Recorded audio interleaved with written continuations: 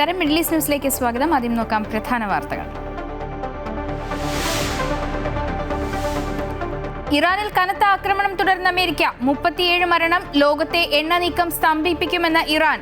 Hormuz മേഖലയിലെ Indian നാവികരുടെ സുരക്ഷ ഉറപ്പാക്കാൻ കേന്ദ്ര സർക്കാർ. സുരക്ഷയ്ക്ക് പ്രത്യേക ഡാഷ്ബോർഡ് തുറക്കും. ഹോർമൂസിലുള്ളത് 150 ഇന്ത്യൻ നാവികർ.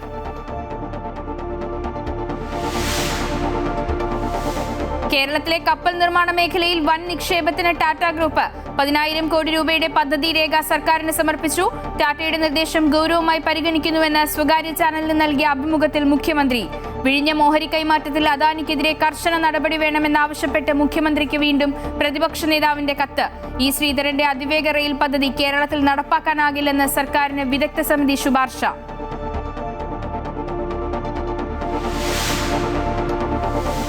യൂത്ത് കോൺഗ്രസ് പ്രവർത്തകരെ മർദ്ദിച്ച കേസ് അട്ടിമറിച്ചതിൽ ADGP MR അജിത് കുമാറിനെതിരായ നടപടി വൈകുന്നതിൽ മറുപടിയുമായി മുഖ്യമന്ത്രി. അന്വേഷണ റിപ്പോർട്ട് സർക്കാരിന് മുന്നിൽ എത്തിയിട്ടില്ലെന്നും നടപടിക്രമങ്ങൾ പാലിച്ചു മാത്രമേ മുന്നോട്ടു പോകാനാകൂ എന്നും VD സതീശൻ. അജിത് കുമാറിനെ സംരക്ഷിക്കുന്നുവെന്ന ആക്ഷേപം നിലനിൽക്കെ മുഖ്യമന്ത്രിയുടെ നിലപാട് സാങ്കേതികത്വം ചൂണ്ടിക്കാട്ടി. ഗവൺമെന്റ് പ്ലീഡർ നിയമനത്തിലും മറുപടി. ലോ കോളേജിലെ KSU യൂണിറ്റ് അല്ല തീരുമാനിക്കേണ്ടതെന്ന് മുഖ്യമന്ത്രി. സംസ്ഥാന വഖഫ് ബോർഡിന്റെ പ്രവർത്തനം താൽക്കാലികമായി മരവിപ്പിച്ച് ഹൈക്കോടതി. ഇനിയൊരു ഉത്തരവ് വരെ നടപടികൾ നിർത്തിവെക്കാൻ നിർദ്ദേശം. കോടതി നടപടി ഷോൺ ജോർജ് നൽകിയ ഹർജി പരിഗണിച്ച് വഖഫ് വകുപ്പിന്റെ ജോയിന്റ് സെക്രട്ടറിക്ക് താൽക്കാലിക ചുമതല.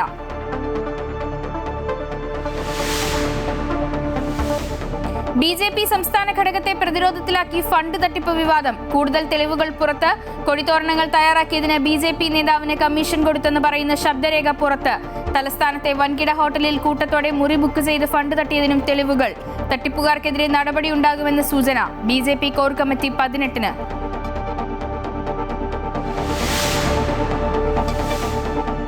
ലോകകപ്പ് ഫുട്ബോൾ സെമിയിൽ അല്പസമയത്തിനകം ഇംഗ്ലണ്ട് അർജന്റീന പോരാട്ടം. മത്സരം രാത്രി 12:30 മുതൽ. ജയിക്കുന്നവർ ഫൈനലിൽ സ്പെയിനിനെ നേരിടും.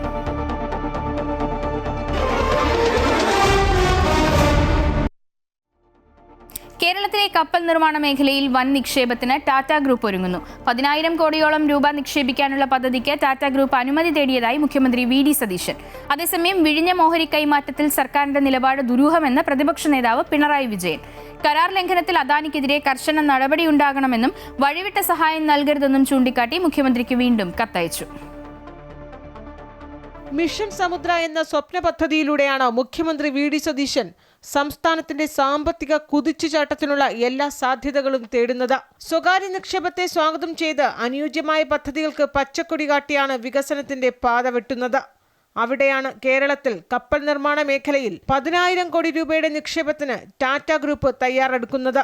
ഇതിനായുള്ള പ്രപ്പോസൽ സർക്കാരിന് നൽകിയെന്നും രൂപരേഖ വിശദമായി പരിശോധിച്ച് തീരുമാനമെടുക്കുമെന്നും മുഖ്യമന്ത്രി അറിയിച്ചു. അന്താരാഷ്ട്ര മാധ്യമമായ ബ്ലൂംബർഗിന് നൽകിയ അഭിമുഖത്തിലാണ് മുഖ്യമന്ത്രിയുടെ വെളിപ്പെടുത്തൽ. കപ്പൽ നിർമ്മാണ മേഖലയിൽ ടാറ്റ ഗ്രൂപ്പിന്റെ ആദ്യ സംരംഭമാണ്. ആവശ്യമായ ഭൂമി സർക്കാർ അനുവദിക്കും. 1 മാസം കൊണ്ട് ചർച്ച പൂർത്തിയാക്കുമെന്നും മുഖ്യമന്ത്രി അറിയിച്ചു. അതിനിടെ വിഴിഞ്ഞം ഓഹരി കൈമാറ്റവുമായി ബന്ധപ്പെട്ട് മുഖ്യമന്ത്രിക്കെതിരെ അതിരൂക്ഷ വിമർശനവുമായി പ്രതിപക്ഷ നേതാവ് പിണറായി വിജയൻ വീണ്ടും രംഗത്ത് വന്നു. ഓഹരി കൈമാറ്റത്തിൽ സർക്കാരിന്റെ നിലപാട് ദുരൂഹമെന്നും പ്രതിപക്ഷത്തിന്റെ ചോദ്യങ്ങൾക്ക് വസ്തുതാപരമായ മറുപടി നൽകുന്നില്ല എന്നും ആരോപിച്ചു. അദാനി ഗ്രൂപ്പിന് വഴിവിട്ട സഹായം നൽകരുതെന്നും കരാർ ലംഘനത്തിൽ കർശന നടപടി സ്വീകരിക്കണമെന്നും ആവശ്യപ്പെട്ട പ്രതിപക്ഷ നേതാവ് വീണ്ടും കത്തയച്ചു. കൺസഷനെയർ കമ്പനിയിൽ സർക്കാർ ഓഹരി പങ്കാളിയല്ലെന്ന് വരുത്തി തീർത്ത് തടി തപ്പാനാണ് മുഖ്യമന്ത്രി ശ്രമിക്കുന്നത്. തുറമുഖം കോർപ്പറേറ്റുകൾക്ക് വിട്ടുകൊടുക്കാതെ സർക്കാർ സംരക്ഷിക്കുമെന്ന നിലപാട് അസന്ദിഗ്ധമായി പ്രഖ്യാപിക്കാൻ മുഖ്യമന്ത്രി തയ്യാറാകണമെന്നും പ്രതിപക്ഷ നേതാവ് ആവശ്യപ്പെട്ടു. അമൃത ന്യൂസ്, തിരുവനന്തപുരം. ഇ ശ്രീധരന്റെ അതിവേഗ റെയിൽ പദ്ധതി കേരളത്തിൽ നടപ്പാക്കാനാകില്ല എന്ന് വിദഗ്ധ സമിതി സർക്കാരിന് ശുപാർശ ചെയ്തു. സംസ്ഥാനത്തിന്റെ ബഹുമുഖ സാമ്പത്തിക ഘടകം കൂടി പരിശോധിക്കണമെന്നും കെ-റെയിലിന് പറ്റിയ അപകടം ഉണ്ടാകാൻ പാടില്ല എന്നും വിദഗ്ധ സമിതി. വേണ്ടത്ര പാരിസ്ഥിതിക പഠനം നടത്തിയില്ല എന്നും റിപ്പോർട്ട് അപൂർണമെന്നും മുഖ്യമന്ത്രി വ്യക്തമാക്കി. സർക്കാർ നടപ്പാക്കാൻ ഉദ്ദേശിച്ച അതിവേഗ റെയിൽ പദ്ധതി ഉടൻ ആരംഭിക്കില്ല എന്ന് വ്യക്തമാക്കുകയാണ് മുഖ്യമന്ത്രി. ഡൽഹി മെട്രോ റെയിൽ കോർപ്പറേഷൻ സമർപ്പിച്ച ഇടക്കാല റിപ്പോർട്ട് പരിശോധിച്ച വിദഗ്ധ സമിതിയുടെ ശുപാർശയനുസരിച്ചാണ് സർക്കാരിന്റെ തീരുമാനം. പദ്ധതിക്ക് ആവശ്യമായ ഭൂമിയുടെ ലഭ്യതയെക്കുറിച്ചോ യാത്രക്കാരുടെ എണ്ണത്തെക്കുറിച്ചോ കൃത്യമായ കണക്ക് റിപ്പോർട്ടിലില്ല.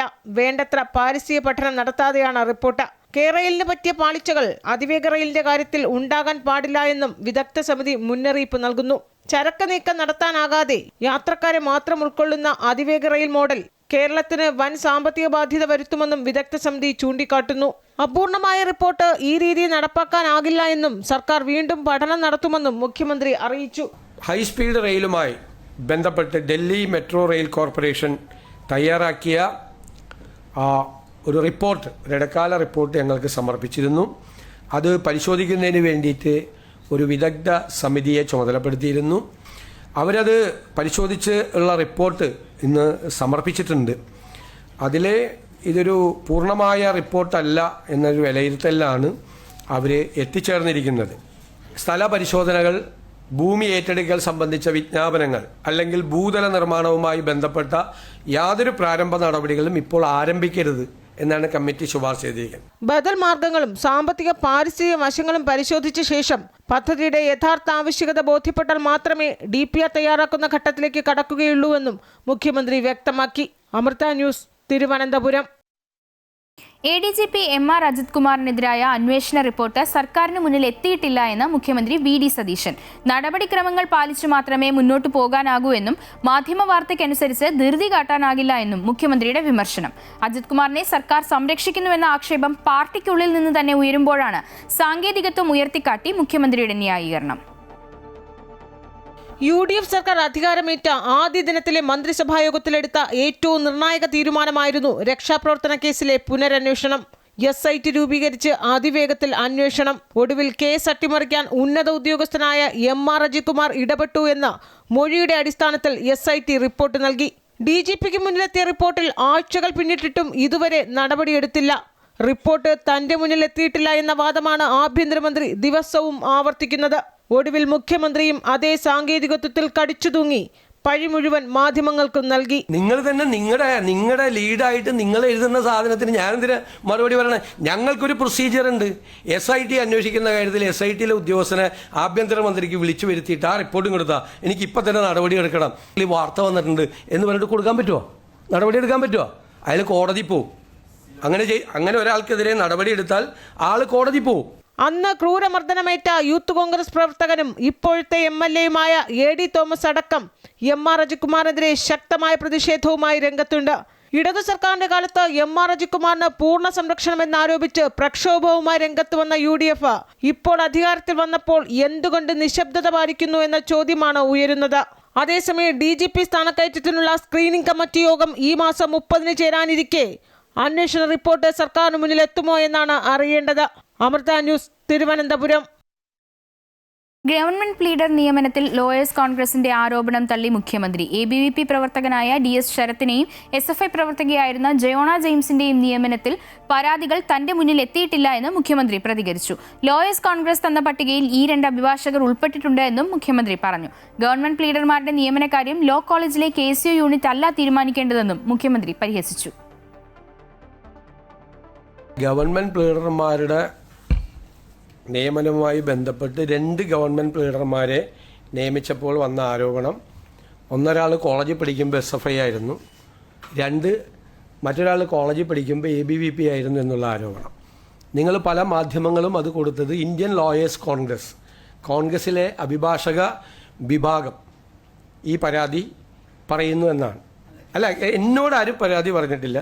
ഇവർ പരാതിപ്പെട്ടു എന്നും പറഞ്ഞു വ്യാപകമായ വാർത്ത വന്നു. അപ്പോൾ എൻ്റെ കയ്യിലുള്ളത് ഇന്ത്യൻ ലോയേഴ്സ് കോൺഗ്രസിൻ്റെ സംസ്ഥാന കമ്മിറ്റി സമർപ്പിച്ച റിപ്പോർട്ടാണ്, ഈ റെക്കമെൻഡേഷനാണ്. ആ റെക്കമെൻഡേഷനിൽ ഈ വിവാദപ്പെട്ട 2 പേരുടെയും പേര് അവർ റെക്കമെൻഡ് ചെയ്ത 2 പേരെ ആക്കണമെന്ന് പറയും. ഇതാണ് എൻ്റെ ലിസ്റ്റ്. ഈ ലിസ്റ്റ് അവരുടെ 2 പേരുടെയും പേര് ഇതിൻ്റെ അകത്തുണ്ട്. 2 പേരുടെയും പേര് ഇതിൻ്റെ അകത്തുണ്ട്. ഈ വിവാദമായ 2 പേരുടെയും പേര്. ഇവർ ഈ ലിസ്റ്റ് തന്നതുകൊണ്ട് മാത്രമല്ല ഞങ്ങളവരെ പരിശോധിച്ചത്. ലിസ്റ്റിൽ തന്ന പലരും വന്നിട്ടുണ്ട്, ചിലർ വന്നിട്ടില്ല. ഞങ്ങൾ അതിനെക്കുറിച്ചുള്ളൊരു പരിശോധന നടത്തിയിട്ടാണ്, അവരുടെ പശ്ചാത്തലം കൂടി പരിശോധിച്ചിട്ടാണ് അവരെ നിയമിച്ചത്. അവർ ഇന്ത്യൻ ലോയേഴ്സ് കോൺഗ്രസിൻ്റെ മെമ്പർമാരാണ് 2 പേരും. ഇന്ത്യൻ ലോയേഴ്സ് കോൺഗ്രസിൻ്റെ സ്റ്റേറ്റ് കമ്മിറ്റിയും ഹൈക്കോടതി യൂണിറ്റ് കമ്മിറ്റിയും 2 പേര് ഈ 2 പേരുടെ പേര് ശുപാർശ ചെയ്തിട്ടുണ്ട്. ആസൂത്രണ ബോർഡിലെ PSC പരീക്ഷാ തട്ടിപ്പിൽ ഉത്തരക്കടലാസ് മൂല്യനിർണ്ണയം നടത്തിയ അധ്യാപകരുടെ വിവരങ്ങൾ കൈമാറില്ലെന്ന നിലപാടിൽ PSC. ഓൺ സ്ക്രീൻ മാർക്കിംഗിന്റെ രഹസ്യ വിവരങ്ങളും കൈമാറേണ്ട എന്നാണ് തീരുമാനം. PSCയുടെ രഹസ്യാത്മകത നഷ്ടപ്പെടുമെന്നുള്ള വാദമുയർത്തിയാണ് നടപടി. അതേസമയം ആസൂത്രണ ബോർഡിലെ നിയമന തട്ടിപ്പിലെ അന്വേഷണം വേഗത്തിലാക്കുകയാണ് ക്രൈംബ്രാഞ്ച്. വിവാദമായ ആസൂത്രണ ബോർഡിലെ പ്രധാന തസ്തികയിലേക്കുള്ള പരീക്ഷയുടെ ചോദ്യപേപ്പറും ഉത്തരസൂചികയും ഉത്തരപേപ്പറും അടക്കം കൈമാറണമെന്നാവശ്യപ്പെട്ടായിരുന്നു ക്രൈംബ്രാഞ്ച് PSCക്ക് കത്ത് നൽകിയത്. മൂല്യനിർണ്ണയം നടത്തിയ അധ്യാപകരുടെ വിവരങ്ങളും ചോദിച്ചിരുന്നു. അന്വേഷണത്തോട് സഹകരിക്കുമെന്ന് PSC വാർത്താക്കുറിപ്പ് ഇറക്കുകയും ചെയ്തു. എന്നാൽ ഉത്തരക്കടലാസ് മൂല്യനിർണ്ണയം നടത്തിയ അധ്യാപകരുടെ വിവരങ്ങൾ കൈമാറില്ല എന്നതാണ് PSCയുടെ നിലപാട്. ഓൺ സ്ക്രീൻ മാർക്കിങ്ങിന്റെ രീതികൾ വ്യക്തമാക്കുമെങ്കിലും പൂർണ്ണമായും വിശദീകരിക്കില്ല. PSCയുടെ രഹസ്യാത്മകത നഷ്ടപ്പെടുമെന്നുള്ള വാദം ഉയർത്തിക്കാട്ടിയാണ് ഈ ഒരു നടപടി. അങ്ങനെ PSCക്ക് നിയമോപദേശവും ലഭിച്ചിട്ടുണ്ട്. 228 ഉദ്യോഗാർത്ഥികളുടെ ഉത്തരക്കടലാസുകൾ അന്വേഷണ സംഘം ആവശ്യപ്പെട്ടിരുന്നു. അത് നൽകുമെന്ന് PSC വ്യക്തമാക്കി. അതേസമയം പ്രത്യേക അന്വേഷണ സംഘം വിപുലീകരിച്ച് ക്രൈംബ്രാഞ്ച് മേധാവി H. വെങ്കടേഷ് ഉത്തരവിറക്കി. കമ്പ്യൂട്ടർ വിദഗ്ധരെയും ക്രൈംബ്രാഞ്ച് CI, വനിതാ സിവിൽ പോലീസ് ഓഫീസർമാർ എന്നിവരെയും ഉൾപ്പെടുത്തിയാണ് സംഘത്തെ വിപുലീകരിച്ചിരിക്കുന്നത്. അമൃത ന്യൂസ്, തിരുവനന്തപുരം. US-ഉം ഇറാനും തമ്മിലുള്ള സൈനിക സംഘർഷം വീണ്ടും ഒരു യുദ്ധത്തിലേക്ക് വഴിമാറുന്നു. ഇറാന്റെ തുറമുഖങ്ങൾ ലക്ഷ്യമിട്ട് അമേരിക്ക പുതിയ നാവിക ഉപരോധം ഏർപ്പെടുത്തിയതിനു പിന്നാലെ ഇറാന്റെ തീരദേശ സൈനിക താവളങ്ങൾക്ക് നേരെ US വ്യോമസേന കനത്ത ആക്രമണം നടത്തി. മേഖലയിലെ അന്താരാഷ്ട്ര വ്യാപാര പാതകൾ തടയുമെന്ന കടുത്ത മുന്നറിയിപ്പുമായി ഇറാൻ രംഗത്തെത്തി. ബഹ്റൈനിലെയും ജോർദാനിലെയും US സൈനിക താവളങ്ങൾക്ക് നേരെ ഇറാൻ പ്രത്യാക്രമണവും നടത്തി. പശ്ചിമേഷ്യയിൽ സ്ഥിതിഗതികൾ രൂക്ഷമാവുകയാണ്. വാണിജ്യ കപ്പലുകളെ ലക്ഷ്യമിടുന്ന ഇറാന്റെ തീരദേശ പ്രതിരോധ സംവിധാനങ്ങളും ക്രൂയിസ് മിസൈൽ സംഭരണശാലകളും തകർക്കാൻ US സെൻട്രൽ കമാൻഡ് നടത്തിയത് 90 മിനിറ്റ് നീണ്ട അതിശക്തമായ വ്യോമാക്രമണമാണ്. ഒപ്പം മണിക്കൂറുകൾ നീണ്ട മറ്റൊരാക്രമണവും നടത്തി. ഈ ആക്രമണങ്ങളിൽ കനത്ത നാശനഷ്ടമാണ് ഇറാനിലുണ്ടായിരിക്കുന്നത്. അമേരിക്ക നടത്തുന്ന കടന്നാക്രമണങ്ങൾ അവസാനിപ്പിക്കുന്നതുവരെ ഹോർമൂസ് കടലിടുക്ക് അടച്ചിടുമെന്നാണ് ഇറാന്റെ റവല്യൂഷണറി ഗാർഡ് കോർപ്സ് പ്രഖ്യാപിച്ചിരിക്കുന്നത്. ഇതോടൊപ്പം US-നും സഖ്യകക്ഷികൾക്കും താൽപ്പര്യമുള്ള മറ്റ് പ്രാദേശിക എണ്ണ വാതക കയറ്റുമതി പാതകളും തടസ്സപ്പെടുത്തുമെന്നും ഇറാൻ ഭീഷണി മുഴക്കിയിട്ടുണ്ട്. വരും ആഴ്ചകളിൽ ഇറാന്റെ പാലങ്ങളും വൈദ്യുതി നിലയങ്ങളും ഉൾപ്പെടെയുള്ള അടിസ്ഥാന സൗകര്യങ്ങൾക്ക് നേരെ ആക്രമണം നടത്തുമെന്ന് US പ്രസിഡന്റ് ഡൊണാൾഡ് ട്രംപും മുന്നറിയിപ്പ് നൽകി. എന്നാൽ സാധാരണക്കാരെ ഉൾപ്പെടെ ബാധിക്കുന്ന അടിസ്ഥാന സൗകര്യങ്ങളെ ലക്ഷ്യം വയ്ക്കുന്നത് അന്താരാഷ്ട്ര നിയമപ്രകാരം യുദ്ധക്കുറ്റമാണെന്ന് UN മനുഷ്യാവകാശ മേധാവി വോൾക്കർ ടർക്ക് ഓർമ്മിപ്പിച്ചു. കഴിഞ്ഞ ദിവസങ്ങളിലായി ഇറാനിൽ US നടത്തിയ മിസൈൽ ഡ്രോൺ ആക്രമണങ്ങളിൽ 30-ലധികം സാധാരണക്കാരും 7 സൈനികരും കൊല്ലപ്പെട്ടതായി ഇറാൻ സ്ഥിരീകരിച്ചു. ബഹ്റൈനിലെ US നേവിയുടെ ആസ്ഥാനത്തിന് നേരെയും കുവൈറ്റ്, ജോർദാൻ എന്നിവിടങ്ങളിലെ US സൈനിക താവളങ്ങൾക്ക് നേരെയും മിസൈൽ ഡ്രോൺ ആക്രമണം നടത്തിയതായി ഇറാൻ അവകാശപ്പെട്ടു. US താവളങ്ങൾക്ക് വലിയ നാശനഷ്ടം സംഭവിച്ചതായാണ് റിപ്പോർട്ട്. എന്നാൽ ഇറാൻ വിക്ഷേപിച്ച ഭൂരിഭാഗം ഡ്രോണുകളും മിസൈലുകളും തങ്ങൾ ആകാശത്ത് വെച്ച് തന്നെ വെടിവെച്ചിട്ടതായി US സഖ്യരാജ്യങ്ങൾ അവകാശപ്പെട്ടു. International desk, Amrita news. സംഘർഷം വീണ്ടും രൂക്ഷമായതോടെ ഹോർമൂസ് മേഖലയിലെ ഇന്ത്യൻ നാവികരുടെ സുരക്ഷ വിലയിരുത്തി കേന്ദ്ര സർക്കാർ. ഏകദേശം 150 ഇന്ത്യൻ നാവികർ വിവിധ കപ്പലുകളിലായി ഹോർമൂസിലുണ്ടെന്നാണ് കണക്കുകൂട്ടൽ. നാവികരുടെ സുരക്ഷ ഉറപ്പാക്കാൻ സീഫെയറർ ഫസ്റ്റ് നയം നടപ്പാക്കാനും വിശദ വിവരങ്ങൾ ഉൾപ്പെടുത്തി പ്രത്യേക ഡാഷ്ബോർഡ് തുറക്കാനും കേന്ദ്ര ഷിപ്പിംഗ് മന്ത്രാലയം ഉത്തരവിട്ടു. പശ്ചിമേഷ്യൻ മേഖലയിൽ സംഘർഷം രൂക്ഷമാവുകയും ഹോർമൂസ് കടലിടുക്കിൽ മിസൈൽ ആക്രമണത്തിൽ ഇന്ത്യക്കാരൻ കൊല്ലപ്പെടുകയും ചെയ്ത പശ്ചാത്തലത്തിലാണ് ഇന്ത്യൻ നാവികരുടെ സുരക്ഷ ഉറപ്പാക്കാൻ കേന്ദ്ര സർക്കാർ അടിയന്തര നടപടി ആരംഭിച്ചത്. നിലവിൽ ഹോർമൂസ് മേഖലയിലുള്ള ഇന്ത്യൻ നാവികരുടെ സുരക്ഷയും സ്ഥിതിഗതികളും കേന്ദ്ര സർക്കാർ വിലയിരുത്തി. ഇന്ത്യൻ പതാക വഹിക്കുന്ന 7 കപ്പലുകളാണ് ഇപ്പോൾ ഹോർമൂസ് മേഖലയിലുള്ളത്. കൂടാതെ വിവിധ കപ്പലുകളിലായി 150-ലധികം ഇന്ത്യൻ നാവികരുമുണ്ട്.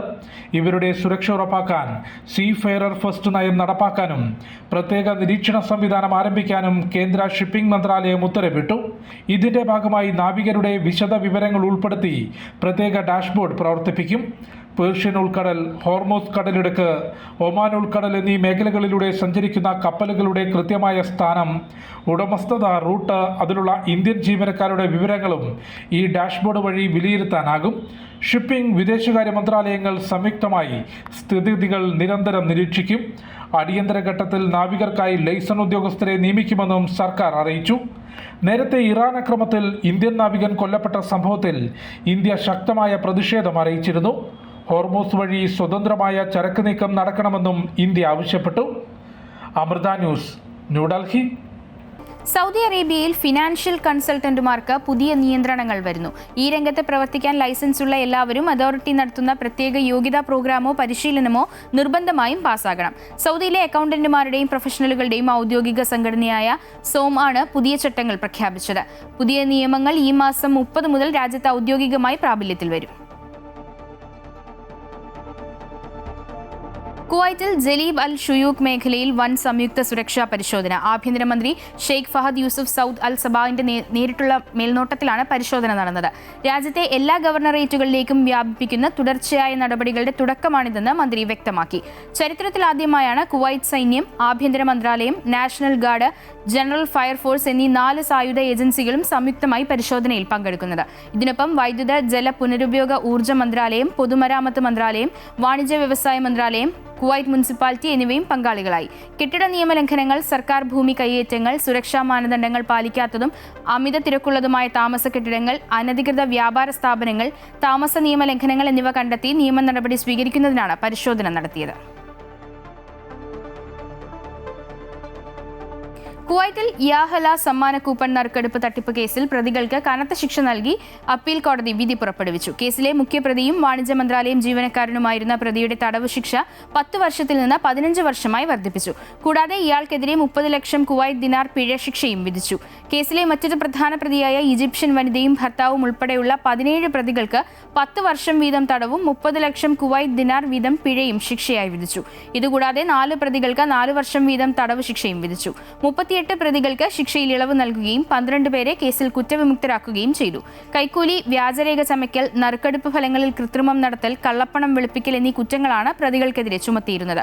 2024 ഫെബ്രുവരിയിലാണ് രാജ്യത്തെ നടക്കിയ തട്ടിപ്പ് നടന്നത്. ഇതേ തുടർന്ന് രാജ്യത്തെ എല്ലാ വാണിജ്യ കൂപ്പൺ നറുക്കെടുപ്പുകളും മന്ത്രാലയം നിർത്തിവെക്കുകയും ചെയ്തിരുന്നു. UAE ഉൾപ്പെടെയുള്ള വിദേശ രാജ്യങ്ങളിലെ ഇന്ത്യൻ എംബസികളുടെയും കോൺസുലേറ്റുകളുടെയും കോൺസുലാർ സേവനങ്ങൾക്കായുള്ള ടെൻഡർ നടപടിയിലെ സാങ്കേതിക മൂല്യനിർണ്ണയം ഡൽഹി ഹൈക്കോടതി റദ്ദാക്കി. അൽഹിന്ദ് ടൂർസ് ആൻഡ് ട്രാവൽസിന് കരാർ നൽകിയ നടപടിയാണ് കോടതി അസാധുവാക്കിയത്. UAE, കുവൈറ്റ്, സിംഗപ്പൂർ, ഓസ്ട്രേലിയ എന്നിവിടങ്ങളിലെ ഇന്ത്യൻ മിഷനുകളിലെ പാസ്പോർട്ട്, വിസ, അറ്റസ്റ്റേഷൻ സേവനങ്ങളുമായി ബന്ധപ്പെട്ട ടെൻഡറുകളെയാണ് ഉത്തരവ് ബാധിക്കുന്നത്. 1 മാസത്തിനകം പുതിയ ടെൻഡർ നടപടികൾ ആരംഭിക്കാൻ വിദേശകാര്യ മന്ത്രാലയത്തോട് ഹൈക്കോടതി നിർദ്ദേശിച്ചു. പുതിയ ടെൻഡർ പൂർത്തിയാകുന്നതുവരെ മുൻ സേവനദാതാക്കളായ BLS ഇന്റർനാഷണൽ താൽക്കാലികമായി സേവനങ്ങൾ തുടരും. ട്രാഫിക് നിയമങ്ങൾ ലംഘിച്ച് സ്കൂട്ടർ ഓടിക്കുന്നത് ഗുരുതര അപകടങ്ങൾക്ക് കാരണമാകുമെന്ന് അബുദാബി പോലീസ് മുന്നറിയിപ്പ് നൽകി. അനുമതിയുള്ള സ്ഥലങ്ങളിലും നിശ്ചയിച്ച ട്രാക്കുകളിലും മാത്രമേ സ്കൂട്ടറുകൾ ഉപയോഗിക്കാവൂ എന്ന് ട്രാഫിക് ആൻഡ് പട്രോൾസ് ഡയറക്ടറേറ്റ് അറിയിച്ചു. പ്രധാന റോഡുകളിൽ സ്കൂട്ടർ യാത്രികർ നടത്തുന്ന അപകടകരമായ നിയമലംഘനങ്ങൾ ഉൾപ്പെടുത്തിയ ബോധവൽക്കരണ വീഡിയോയും പോലീസ് പുറത്തിറക്കി. ഹെൽമറ്റും സുരക്ഷാ പാഡുകളും ധരിച്ചു മാത്രമേ യാത്ര ചെയ്യാവൂ എന്നും തിരക്കേറിയ റോഡുകൾ ഒഴിവാക്കണമെന്നും നിർദ്ദേശമുണ്ട്. കുട്ടികൾ സുരക്ഷിതമായി സ്കൂട്ടർ ഉപയോഗിക്കുന്നുണ്ടെന്ന് രക്ഷിതാക്കൾ ഉറപ്പാക്കണമെന്നും ട്രാഫിക് നിയമങ്ങൾ കുട്ടികളെ പഠിപ്പിക്കണമെന്നും പോലീസ് ആവശ്യപ്പെട്ടു. സ്മാർട്ട് റോഡ് സേഫ്റ്റി പദ്ധതിയുടെ ഭാഗമായാണ് സ്കൂട്ടർ സുരക്ഷയെക്കുറിച്ചുള്ള ബോധവൽക്കരണം അബുദാബി പോലീസ് ശക്തമാക്കിയത്. കുടുംബവഴക്കിനെ തുടർന്ന് ഭാര്യയെ ആസൂത്രിതമായി കൊലപ്പെടുത്തിയ കേസിൽ ഇന്ത്യൻ പൗരന് കീഴ്ക്കോടതി വിധിച്ച വധശിക്ഷ കുവൈറ്റ് അപ്പീൽ കോടതി ശരിവച്ചു. അംഖാരയിലെ ഒരു സ്ക്രാപ്പ് യാർഡിൽ നിന്ന് പ്രതി ഒരു ചുറ്റിക വാങ്ങിയതായും തുടർന്ന് ഇതുപയോഗിച്ച് ഭാര്യയെ ക്രൂരമായി തലക്കടിച്ച് കൊലപ്പെടുത്തിയതായും കേസ് ഡയറി വ്യക്തമാക്കുന്നു. കൊലപാതകത്തിന് ശേഷം കുറ്റകൃത്യം മറച്ചുവെക്കുന്നതിനായി ഇയാൾ ഭാര്യയുടെ മൃതദേഹം വാഹനത്തിൽ കയറ്റി സാൽമി മരുഭൂമിയിൽ കൊണ്ടുപോയി തള്ളുകയായിരുന്നു. പ്രതിക്കെതിരെ ആസൂത്രിത കൊലപാതക കുറ്റം ചുമത്തിയ പബ്ലിക് പ്രോസിക്യൂഷൻ നിയമത്തിലെ ഏറ്റവും കടുത്ത ശിക്ഷ തന്നെ ഇയാൾക്ക് നൽകണമെന്ന് കോടതിയിൽ ശക്തമായി വാദിച്ചിരുന്നു. ഇതിന്റെ അടിസ്ഥാനത്തിൽ ക്രിമിനൽ കോടതി നേരത്തെ പ്രതിക്ക് വധശിക്ഷ വിധിച്ചിരുന്നു. ഇയാൾ ഏത് നാട്ടുകാരനാണെന്ന് അധികൃതർ പുറത്തുവിട്ടിട്ടില്ല. ഉംറ കർമ്മം നിർവഹിച്ച് മക്കളോടൊത്ത് നാട്ടിലേക്ക് പോവാൻ ജിദ്ദ എയർപോർട്ടിലെത്തിയ കൊച്ചി പാലാരിവട്ടം തമ്മനം കൊപ്പരമ്പിൽ ഖദീജ എയർപോർട്ടിൽ കുഴഞ്ഞു വീണ് മരിച്ചു. മയ്യിത്ത് കിങ് ഫഹദ് ആശുപത്രി മോർച്ചറിയിലാണ്. പരേതനായ KB അലിയാണ് ഭർത്താവ്. സിറാജുദ്ദീൻ, റസീന, സിജിന എന്നിവർ മക്കളാണ്. ജിദ്ദയിൽ തന്നെ ഖബറടക്കുമെന്ന് ബന്ധുക്കൾ അറിയിച്ചു. ഗൾഫ് മലയാളി ഫെഡറേഷൻ സംഘടിപ്പിച്ച മദർ തെരേസ കർമ്മ പുരസ്കാര സമർപ്പണ ചടങ്ങും ഇഷൽ മൽഹാർ സംഗീത വിരുന്നും റിയാദിലെ വഫ ഹൈപ്പർ മാർക്കറ്റ് ഓഡിറ്റോറിയത്തിൽ വിപുലമായ ജനപങ്കാളിത്തത്തോടെ സംഘടിപ്പിച്ചു. സൗദി അറേബ്യയുടെ വിവിധ ഭാഗങ്ങളിൽ നഴ്സിംഗ് മേഖലയിലൂടെ മാതൃകാപരമായ സേവനമനുഷ്ഠിക്കുന്ന 6 നഴ്സുമാരെയാണ് ഈ വർഷത്തെ മദർ തെരേസ കർമ്മ പുരസ്കാരം നൽകി ഗൾഫ് മലയാളി ഫെഡറേഷൻ ആദരിച്ചത്. മുഹമ്മദ് ഷാ, സൈന്ധ്യ ആന്റണി, സാജിദ, ശുഭ മാമച്ചൻ, ആനി പോൾ, റൂബി ടോം എന്നിവർക്കാണ് പുരസ്കാരം ലഭിച്ചത്. പരിപാടിയിൽ 10ാം ക്ലാസ്സിലും +2വിലും മികച്ച വിജയം നേടിയ വിദ്യാർത്ഥികളെ ആദരിക്കുകയും ചെയ്തു. ചടങ്ങിൽ നടന്ന ഈശൽ മൽഹാർ സംഗീത വിരുന്ന് പ്രേക്ഷകർക്ക് മനോഹരമായ അനുഭവമായി. സൗദി അറേബ്യയിലെ പ്രമുഖ ഗായകരായ അഹമ്മദ് സുൽത്താൻ, ആശ ഷിജു, ആഷിർ പൊന്നാനി തുടങ്ങിയവർ ഗാനങ്ങൾ അവതരിപ്പിച്ചു.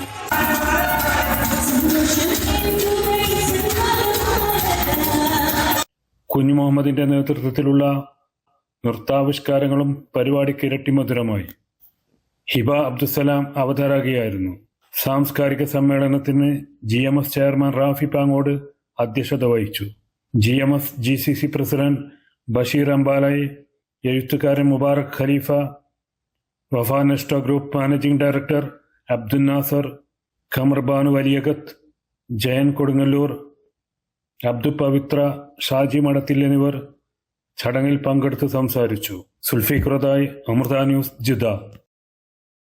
മുഖ്യമന്ത്രി പറഞ്ഞത് ശുദ്ധനുണയെന്ന് NSS general secretary G. Sukumaran Nair. VD Satheesan എന്ന വ്യക്തിയെയല്ല മുഖ്യമന്ത്രിയെയാണ് കാണാൻ ശ്രമിച്ചത്.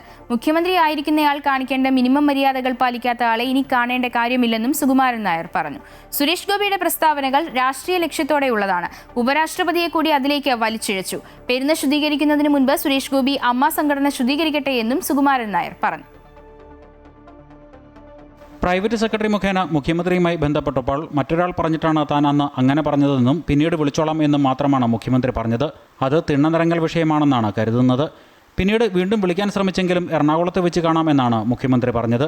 എന്നാൽ എറണാകുളത്ത് വെച്ച് സംസാരിക്കേണ്ട കാര്യമല്ല, സെക്രട്ടേറിയറ്റിൽ വെച്ച് കാണേണ്ട കാര്യമാണ് എന്ന് അറിയിച്ചു. പിന്നീട് ഒരു കോൺടാക്റ്റും ഉണ്ടായിട്ടില്ല. VD സതീശനെ കാണാനല്ല, മുഖ്യമന്ത്രിയെ കാണാനാണ് അനുവാദം ചോദിച്ചത്. ഒരു പ്രമുഖ സംഘടനയുടെ ആളാണ് എന്ന പരിഗണന പോലും ഉണ്ടായില്ല. മുഖ്യമന്ത്രിയായിരിക്കുന്ന ആൾ കാണിക്കേണ്ട മിനിമം മര്യാദകൾ പാലിക്കാത്ത ആളെ ഇനി കാണേണ്ട കാര്യമില്ലെന്നും സുകുമാരൻ നായർ പറഞ്ഞു. അത് പച്ച കള്ളമാണ് പറഞ്ഞു. അനുമതി കൊടുത്തത് ഇതാണ്. ആദ്യത്തെ പ്രാവശ്യം പറഞ്ഞു എറണാകുളത്ത് വന്നാൽ കാണാം. എറണാകുളത്ത് ചെന്ന് കാണേണ്ടതല്ല എന്ന് ഞാൻ പ്രൈവറ്റ് സെക്രട്ടറിയോട് പറയുകയും ചെയ്തു. എന്നാൽ ഞാൻ പറയാം എന്ന് മന്ത്രിയോട് ചോദിച്ചിട്ട് പറയാം എന്ന് അയാൾ പറഞ്ഞതിന് ശേഷം മന്ത്രിയും വിളിച്ചിട്ടില്ല, അയാളും വിളിച്ചിട്ടില്ല. ഒരു മുഖ്യമന്ത്രി ആയിരിക്കുന്ന ഒരാൾ മിനിമം പാലിക്കേണ്ട മര്യാദ കാണിക്കാത്തപ്പോൾ അങ്ങനെയുള്ള ഒരാളിനെ കാണാൻ വ്യക്തിപരമായിട്ട് ഞാൻ പറഞ്ഞു. ഞങ്ങൾ ആരുടെ മുമ്പിൽ പിച്ചച്ചട്ടിയായിട്ട് പോയി കൈനീട്ടി നിന്നിട്ടില്ല, ഒരുത്തരുടെ മുമ്പിൽ നിന്നിട്ടില്ല. സുരേഷ് ഗോപിയുടെ പ്രസ്താവനകൾ രാഷ്ട്രീയ ലക്ഷ്യത്തോടെയുള്ളതാണെന്നും അതിലേക്ക് ഉപരാഷ്ട്രപതിയെ കൂടി അദ്ദേഹം വലിച്ചിഴച്ചുവെന്നും സുകുമാരൻ നായർ പറഞ്ഞു. പെരുന്നയിൽ എന്ത് ശുദ്ധീകരണം നടത്തും എന്നാണ് സുരേഷ് ഗോപി പറയുന്നത്. അയാൾ ആദ്യം അമ്മ സംഘടന ശുദ്ധീകരിക്കട്ടെ. NSSനെ ആർക്കും ഒരു ചുക്കും ചെയ്യാൻ കഴിയില്ല. തനിക്കെതിരെ ഒരു ആരോപണവും ആരും ഉന്നയിച്ചിട്ടില്ല.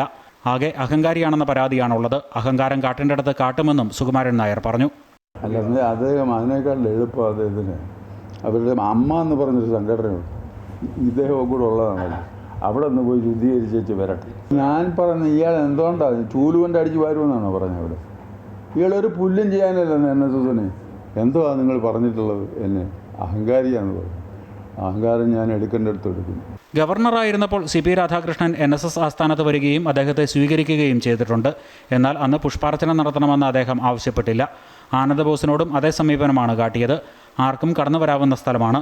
എന്നാൽ ഒരു ക്ഷേത്രം പോലെ കാണുന്ന സ്ഥലത്ത് പട്ടിയെ കയറ്റി മണപ്പിക്കാൻ പറ്റില്ല എന്നാണ് NSS നിലപാടെടുത്തത്. സുരേഷ് ഗോപിയുടെയും ഉപരാഷ്ട്രപതിയുടെയും നിലപാട് അവരുടെ സംഘടനയുടെ ഭാവിയെ ബാധിക്കും എന്ന ദീർഘവീക്ഷണം കൊണ്ടാണ് രാജീവ് ചന്ദ്രശേഖർ തിരുത്തി പറഞ്ഞതെന്നും സുകുമാരൻ നായർ പറഞ്ഞു. അമൃത ന്യൂസ്, കോട്ടയം. സോളാർ കേസിൽ നിന്ന് ടെനി ജോപ്പനെ കുറ്റവിമുക്തനാക്കി ഹൈക്കോടതി. ജോപ്പൻ സാമ്പത്തിക ലാഭം ഉണ്ടാക്കിയെന്ന ആരോപണത്തിൽ തെളിവില്ല. മുൻ മുഖ്യമന്ത്രി ഉമ്മൻചാണ്ടിയുടെ പേഴ്സണൽ സ്റ്റാഫായി ജോലി ചെയ്യുന്നതിനിടെയാണ് ജോപ്പനെ സോളാർ കേസിൽ പോലീസ് അറസ്റ്റ് ചെയ്ത് ജയിലിലടച്ചത്. മല്ലിലിൽ ശ്രീധരൻ നായർ നൽകിയ കേസിൽ നിന്നാണ് ടെനി ജോപ്പനെ ഒഴിവാക്കിയത്. സരിത നായർക്ക് പണം കൊടുക്കാൻ ജോപ്പൻ സമ്മർദ്ദം ചെലുത്തിയെന്ന മലയിലി ശ്രീധരൻ നായരുടെ മൊഴിപ്രകാരമായിരുന്നു ജോപ്പനെ പ്രതി ചേർത്തിരുന്നത്. സംസ്ഥാന വഖഫ് ബോർഡിന്റെ പ്രവർത്തനം താൽക്കാലികമായി മരവിപ്പിച്ച് ഹൈക്കോടതി. വഖഫ് ബോർഡ് പ്രവർത്തനങ്ങൾക്കെതിരെ നൽകിയ ഹർജികൾ പരിഗണിച്ചാണ് കോടതി നടപടി. ഭരണഘടനാ വിരുദ്ധമായ പ്രവർത്തനങ്ങളടക്കം ആരോപിച്ചായിരുന്നു ഹർജികൾ. സംസ്ഥാന വഖഫ് വകുപ്പിന്റെ ജോയിന്റ് സെക്രട്ടറിക്ക് താൽക്കാലിക ചുമതല നൽകിയിരിക്കുകയാണ് കോടതി. വഖഫ് ബോർഡിൽ മുസ്ലിം ഇതര 2 സമുദായ അംഗങ്ങൾ വേണമെന്നാണ് നിയമം. ഇക്കാര്യം ചൂണ്ടിക്കാണിച്ചുകൊണ്ടാണ് ഷോൺ ജോർജ് ഹൈക്കോടതിയിൽ ഹർജി നൽകിയത്. ചീഫ് ജസ്റ്റിസ് അടങ്ങുന്ന ഡിവിഷൻ ബെഞ്ച് ഇക്കാര്യം പരിഗണിച്ചു. താൽക്കാലികമായി കേരളത്തിലെ വഖഫ് ബോർഡിന്റെ പ്രവർത്തനം ഹൈക്കോടതി നിർത്തിവെച്ചു. ഇക്കാര്യത്തിൽ ഹൈക്കോടതിയുടെ പുനർ തീരുമാനം വന്ന ശേഷം മാത്രമേ വഖഫ് ബോർഡിന് പ്രവർത്തിക്കാൻ സാധിക്കുകയുള്ളൂ. മുസ്ലിം ഇതര കമ്മ്യൂണിറ്റി ഇല്ലാത്തത് കൊണ്ട് തന്നെ വഖഫ് ബോർഡിന്റെ പ്രവർത്തനം നിയമപരമായി ശരിയല്ലെന്നാണ് ഷോൺ ജോർജിന്റെ പരാതി. ഇക്കാര്യം വിശദമായി പരിശോധിച്ച ശേഷമാണ് ഹൈക്കോടതി ഇത്തരത്തിലുള്ള ഒരു സ്റ്റേ ഉത്തരവ് നൽകിയത്. വഖഫ് ബോർഡിന് ഇനി പ്രവർത്തിക്കണമെങ്കിൽ ഹൈക്കോടതിയുടെ ഉത്തരവ് തുടർന്ന് വരുന്ന സാഹചര്യത്തിൽ മാത്രമേ ഇക്കാര്യത്തിൽ തീരുമാനമാകുകയുള്ളൂ. അതുകൊണ്ട് തന്നെ കേരളത്തിലെ വഖഫ് ബോർഡ് ഇപ്പോൾ പ്രവർത്തനരഹിതമാണ്. അമൃത ന്യൂസ്, കൊച്ചി.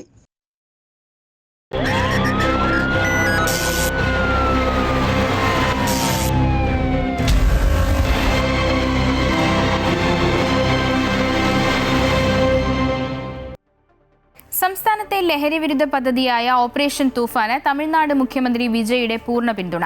സംസ്ഥാന ആഭ്യന്തര വകുപ്പ് മന്ത്രി രമേശ് ചെന്നിത്തല ചെന്നൈയിലെത്തി വിജയുമായി നടത്തിയ കൂടിക്കാഴ്ചയിലാണ് ഐക്യദാർഢ്യം പ്രഖ്യാപിച്ചത്. ലഹരിവിരുദ്ധ ബോധവൽക്കരണത്തിനായി കൊച്ചിയിലേക്ക് എത്തുമെന്നും വിജയ് അറിയിച്ചു. ലഹരിവിരുദ്ധ പദ്ധതികൾക്ക് കേരള തമിഴ്നാട് പോലീസ് പരസ്പരം സഹകരിക്കാനും കൂടിക്കാഴ്ചയിൽ തീരുമാനമായി.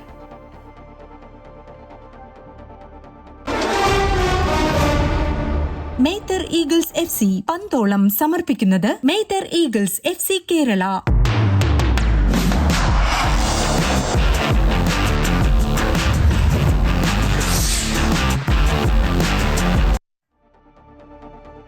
ലോകകപ്പിലെ രണ്ടാം സെമിയിൽ ചിരവൈരികളായ അർജന്റീനയും ഇംഗ്ലണ്ടും തമ്മിൽ ഉടൻ ഏറ്റുമുട്ടും.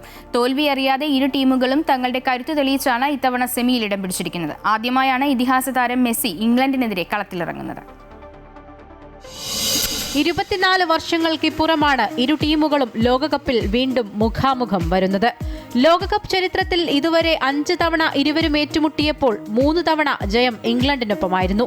തോൽവിയറിയാതെ ഇരു ടീമുകളും തങ്ങളുടെ കരുത്ത് തെളിയിച്ചാണ് ഇത്തവണ സെമിയിൽ ഇടം പിടിച്ചിരിക്കുന്നത്. ക്വാർട്ടർ ഫൈനലിൽ സ്വിറ്റ്സർലൻഡിനെതിരെ അധിക സമയത്തേക്ക് നീണ്ട കടുത്ത പോരാട്ടത്തിൽ 3-1 എന്ന സ്കോറിനാണ് ലയണൽ സ്കലോൺസ്കിയുടെ സംഘം വിജയം പിടിച്ചെടുത്തത്. ഇതിഹാസ താരം മെസ്സിയിൽ തന്നെയാണ് അർജന്റീനയുടെ പ്രതീക്ഷ. 20 വർഷത്തിലേറെയായി അർജന്റീന ടീമിനെ പ്രതിനിധാനം ചെയ്യുന്ന ലയണൽ മെസ്സി ഫിഫ ലോകകപ്പ് സെമി ഫൈനലിൽ ഇംഗ്ലണ്ടിനെ നേരിടുമ്പോൾ മറ്റൊരു ചരിത്ര നിമിഷത്തിനു കൂടിയാണ് സാക്ഷിയാകുന്നത്. 2 പതിറ്റാണ്ടിനിടെ മെസ്സി ഒരിക്കൽ പോലും ഇംഗ്ലണ്ടിനെതിരെ കളിച്ചിട്ടില്ല എന്നതാണ് ശ്രദ്ധേയം. എന്നാൽ ഇംഗ്ലണ്ട് ക്വാർട്ടറിൽ നോർവേയെയും പ്രീ ക്വാർട്ടറിൽ ആതിഥേയരായ മെക്സിക്കോയെയും പരാജയപ്പെടുത്തിയാണ് പോരാട്ടത്തിനെത്തുന്നത്. പരിശീലകൻ തോമസ് ടൂച്ചലിന്റെ കീഴിലിറങ്ങിയ ഇംഗ്ലീഷ് പട കരുത്തരായ നോർവേയെ 2-1 പരാജയപ്പെടുത്തിയാണ് സെമിയിൽ പ്രവേശിച്ചിരിക്കുന്നത്. കളിക്കളത്തിലെ ഇംഗ്ലണ്ടിന്റെ ഏറ്റവും വലിയ തുറുപ്പുചീട്ടുകൾ captain Harry Kane, Jude Bellingham, Declan Rice, Anthony Gordon എന്നിവരടങ്ങുന്ന കരുത്തുറ്റ ആക്രമണ മധ്യനിരയാണ്. 1966-ൽ സ്വന്തം മണ്ണിൽ ആദ്യമായി ലോകകപ്പ് ഉയർത്തിയതിനു ശേഷം മറ്റൊരു കിരീടത്തിൽ മുത്തമിടാൻ ഇംഗ്ലണ്ടിന് ഇതുവരെ സാധിച്ചിട്ടില്ല എന്നതാണ് അവരുടെ ദുഃഖം. എന്തായാലും ഫുട്ബോൾ ചരിത്രത്തിലെ ഏറ്റവും തീവ്രമായ വൈര്യങ്ങളിലൊന്നാണ് അർജന്റീനയും ഇംഗ്ലണ്ടും തമ്മിലുള്ള പോരാട്ടം. അത് ചരിത്രത്തിൽ ഇടം പിടിച്ച സംഭവങ്ങളായിരുന്നു. ഫോക്ലാൻഡ് യുദ്ധത്തിന്റെ രാഷ്ട്രീയ പശ്ചാത്തലത്തിൽ നടന്ന 1986-ലെ മെക്സിക്കോ ലോകകപ്പ് ക്വാർട്ടർ ഫൈനലാണ് ഈ ചരിത്ര പോരാട്ടങ്ങൾക്ക് തുടക്കം കുറിച്ചതും. വിവാദമായ ദൈവത്തിന്റെ കൈയെന്ന് പേരുകേട്ട ഗോളും പിന്നീട് നൂറ്റാണ്ടിന്റെ ഗോളെന്ന് വിശേഷിപ്പിക്കപ്പെട്ട മാന്ത്രിക ഗോളും പിറന്നത് മുമ്പ് ഇംഗ്ലണ്ടും അർജന്റീനയും തമ്മിൽ ഏറ്റുമുട്ടിയപ്പോഴായിരുന്നു. ടോട്ടൽ സെറ്റായ ഇരു ടീമുകളും സെമിയിൽ നേർക്കുനേർ പോരാടുമ്പോൾ ജയം ആർക്കൊപ്പമെന്നത് കാത്തിരുന്നു കാണാം. Sports desk, Amrita news. Middle east വാർത്തകൾ പൂർണ്ണമാകുന്നു. നമസ്കാരം.